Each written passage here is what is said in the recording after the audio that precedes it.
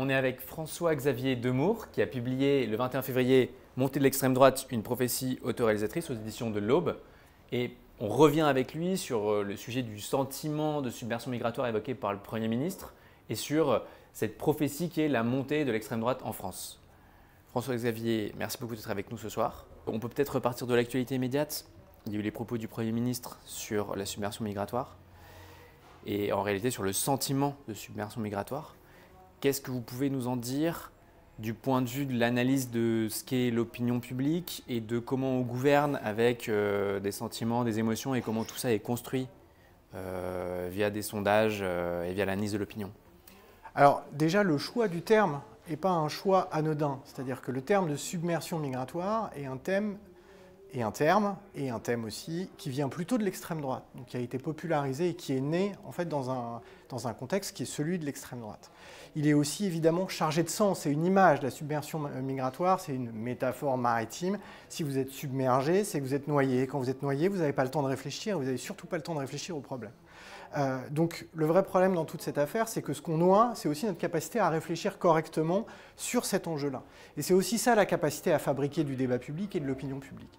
En reprenant, ça c'est la première des choses. La deuxième chose, c'est qu'en reprenant ce thème, on peut quand même imaginer que pour un démocrate chrétien comme le Premier ministre, c'est plutôt assez éloigné en réalité de sa culture politique au départ, mais il le fait parce qu'il considère dans le fond que c'est ce que pensent les gens, ressentent les gens, ou c'est ce que veulent les gens, et que s'il ne s'en saisit pas, d'une certaine façon, les gens vont préférer voter pour l'extrême droite. Donc très souvent, c'est une stratégie, et c'est une stratégie qui a été déployée par la droite depuis assez longtemps, qui consistait en fait à ce qu'on appelle trianguler, c'est-à-dire à aller sur le terrain de l'extrême droite en espérant retenir des électeurs, si jamais c'était ses propres électeurs qui ont tendance à partir, ou alors au contraire à aller chercher les électeurs de l'extrême droite pour les ramener, entre guillemets, dans le droit chemin, en tout cas dans le chemin de droite.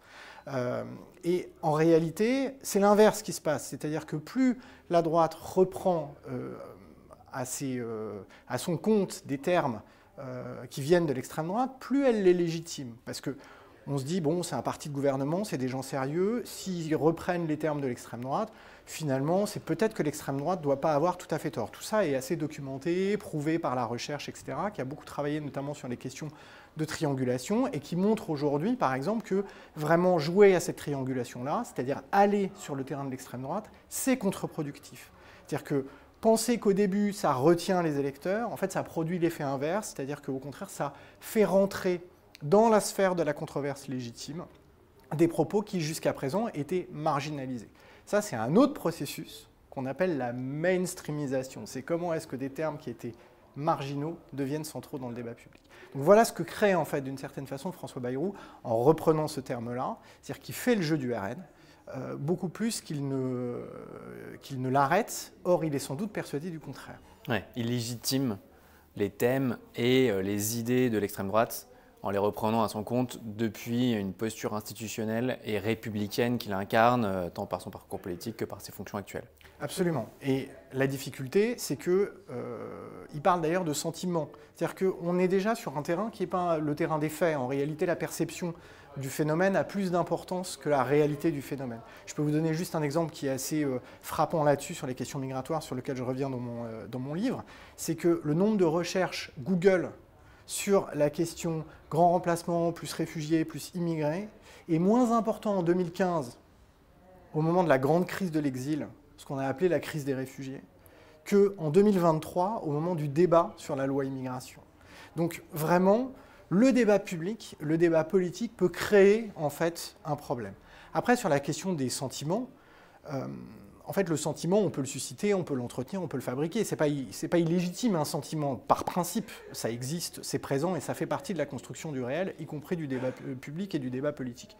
Et la gauche comme la droite utilisent les sentiments. On peut utiliser un sentiment de frustration, on peut utiliser un sentiment de colère pour mobiliser les gens.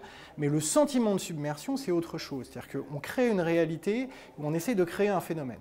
Et vous avez toujours à un moment ou à un autre un média, qui va commander une enquête d'opinion pour mesurer la perception que les gens ont de ce sentiment. Est-ce que vous pensez que les Français ressentent ce sentiment de submersion migratoire? C'est ce qui s'est passé dans le débat, quand le débat a été lancé après les propos du Premier ministre.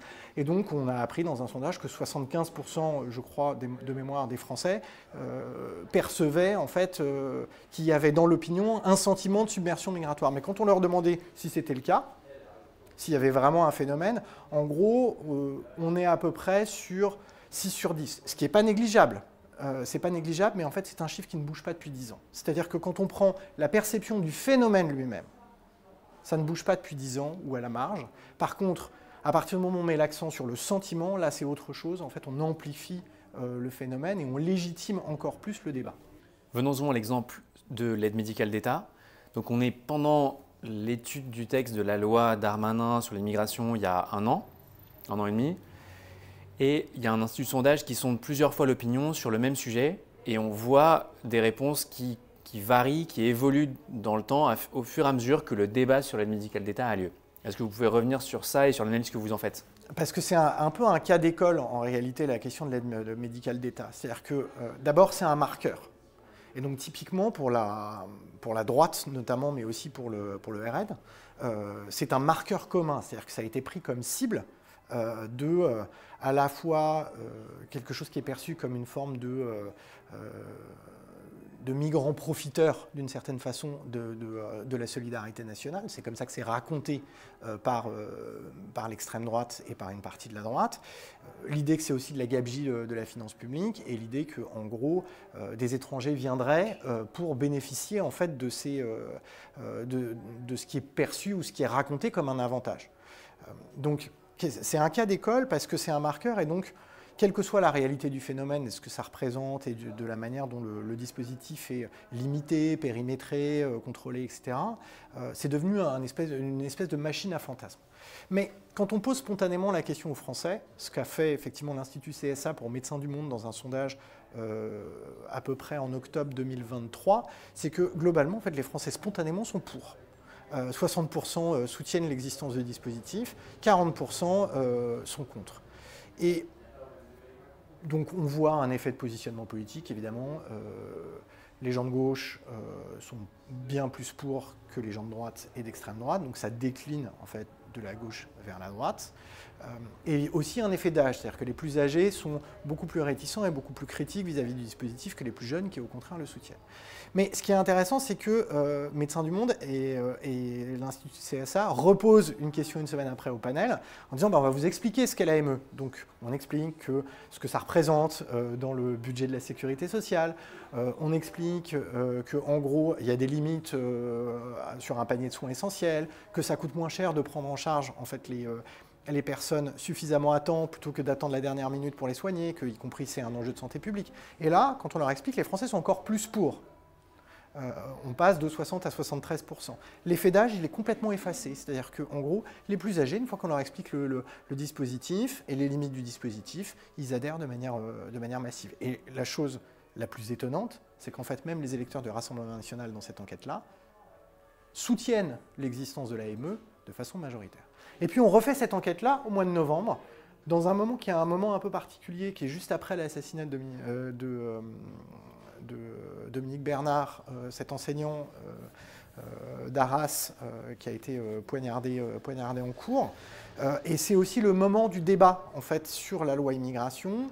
Et donc le sujet devient cadré un petit peu plus autour de ces questions-là. C'est-à-dire que l'AME devient, j'allais dire, le réceptacle en fait, des tensions qui sont inhérentes à la fois au contexte et au débat public, et à la façon dont le débat public va fabriquer du contexte autour d'un événement profondément dramatique qui a marqué l'ensemble de la société. Et là, ce qu'on voit, c'est qu'effectivement, en spontané, ça baisse un peu, mais pas tant que ça, c'est-à-dire de 4 points. 56% pour, ça reste quand même majoritaire. Et quand on explique, on voit qu'effectivement, l'explication fonctionne un peu moins bien qu'avant, justement parce qu'il y a un effet de débat public et un effet de contexte qui est fort. Or, voilà, encore une fois, le débat public fabrique du contexte, et qu'est-ce que ça crée? Eh bien, de la polarisation. C'est-à-dire que la gauche est encore plus pour le dispositif et soutient encore plus le dispositif, parce qu'elle y voit en tout cas son électorat y voit un marqueur essentiel de justice sociale et d'accueil et refuse justement des amalgames entre les personnes, les nouveaux arrivants sur les territoires et les terroristes, alors qu'au contraire, ça produit l'effet inverse dans l'électorat d'extrême droite, c'est-à-dire un durcissement de la position et en fait un soutien, une désapprobation plus massive vis-à-vis du dispositif. Vous publiez donc un livre aux éditions de l'Aube avec la Fondation Terra Nova, qui s'appelle « Montée de l'extrême droite, une prophétie autoréalisatrice ». Donc, est-ce que vous pouvez revenir sur pourquoi c'est une prophétie autoréalisatrice? Comment est-ce que ça s'autoréalise, cette montée de l'extrême droite? Alors déjà, peut-être, qu'est-ce que c'est une prophétie autoréalisatrice? C'est cette idée qu'on peut avoir une description erronée du réel, mais qui finit par devenir vraie par les comportements que déclenchent en fait ces descriptions erronées du réel. Ça, c'est la théorie. Je vais vous donner un exemple très simple qu'on connaît tous. C'est l'histoire de l'étudiant qui flippe comme un dingue parce qu'il pense qu'il va rater son examen. Et en fait, il passe énormément de temps à s'inquiéter, beaucoup plus de temps à s'inquiéter qu'à réviser. Et à la fin, il rate son examen parce qu'il est tellement obsédé par cette idée-là qu'il finit par le rater. Un autre exemple de prophétie autoréalisatrice, c'est typiquement... On pense que la banque est en train de faire faillite ou qu'une banque est en train de faire faillite, alors qu'en fait, en réalité, elle est tout à fait solvable et en bonne santé. Donc, les déposants se précipitent pour retirer leur argent et de fait, la banque finit par faire faillite. Donc là, typiquement, on est sur des comportements qui engendrent en fait une réalité qui, au départ, s'appuie sur une description erronée. Pourquoi est-ce qu'il y a un peu de ça? C'est parce que, justement, c'est ce qu'on évoquait tout à l'heure. En réalité, la société est plus tolérante qu'elle ne l'était il y a 30 ans. C'est-à-dire qu'on accepte beaucoup mieux la différence qu'on ne l'acceptait il y a 30 ans. Vous pouvez avoir un écart de 40 ou 50 points juste sur la perception de l'immigration comme source d'enrichissement culturel, par exemple, entre 92 et 2022. C'est-à-dire que cette tension-là, elle existe, elle est intéressante. Il y a un sociologue qui s'appelle Vincent Tibéri qui a beaucoup travaillé sur ces sujets-là et qui est probablement l'une des voix à écouter aujourd'hui, en particulier quand il revient sur le mythe de la droitisation de la société française. Mais la société aujourd'hui plus tolérante, mais le vote en faveur de l'extrême droite a, lui, très nettement progressé sur un laps de temps qui est très court.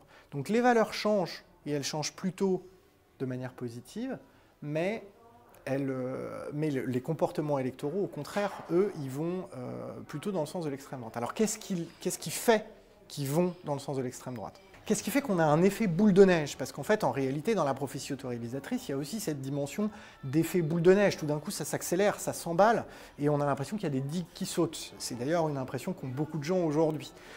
Et bien précisément par... D'abord, des récits qu'on entend depuis une dizaine d'années, qui se sont installés dans le débat public. Dans mon livre, je reviens sur une expérimentation qui a été faite et un travail de recherche qui a été fait par 2 économistes qui ont suivi en fait le traitement médiatique de l'immigration sur la période, en gros, 2013-2017.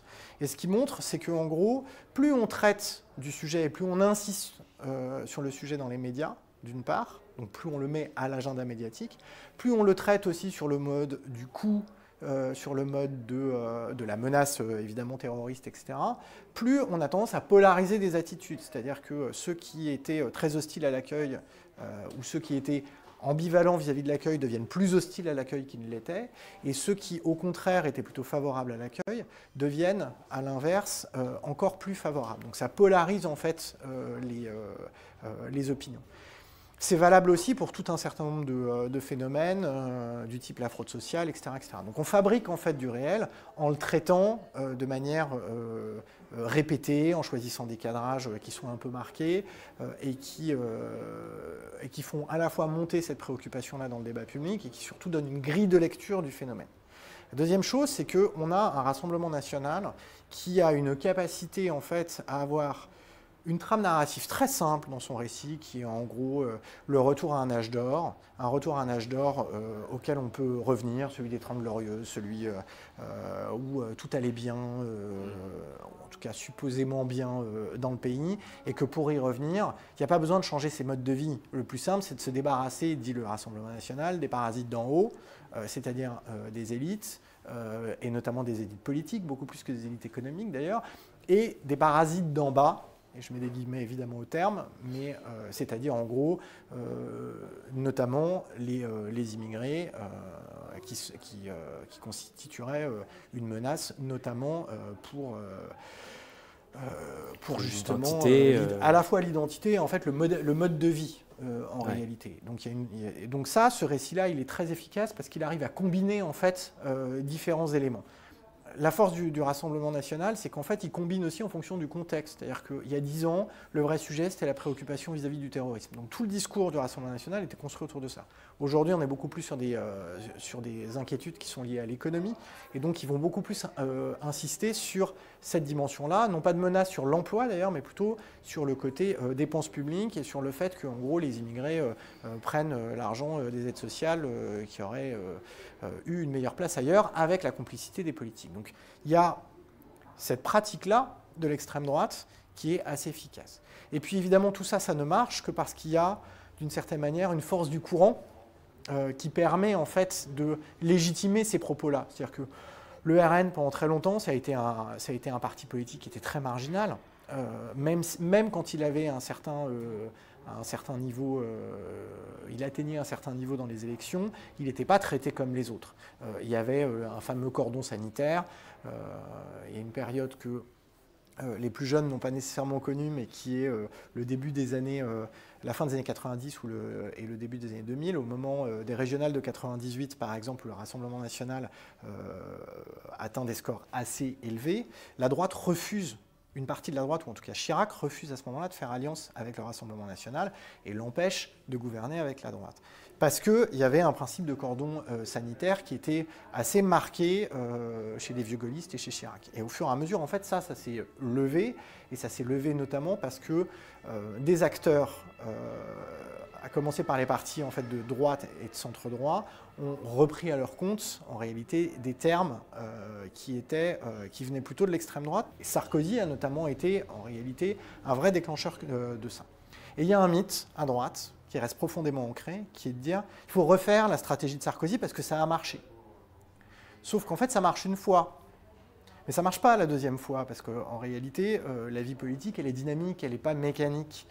Les gens, ce n'est pas des amibes qu'on stimule dans l'eau, ce n'est pas des gens sur qui on n'appuie pas sur un bouton pour faire réagir les gens d'une certaine manière, et tout d'un coup, ils réagissent et ils se mettent à avoir un comportement spécifique. C'est-à-dire qu'on s'habitue aussi à un usage de termes. Et en fait, en réalité, en faisant ça, ils ont légitimé des propos qui étaient plutôt des propos considérés comme étant marginaux et donné raison à ce que Jean-Marie Le Pen résumait lui-même, c'est-à-dire que les gens finissent toujours par préférer l'original à la copie. Ouais. Ça met parfois du temps, mais c'est ce qui se passe. Voilà.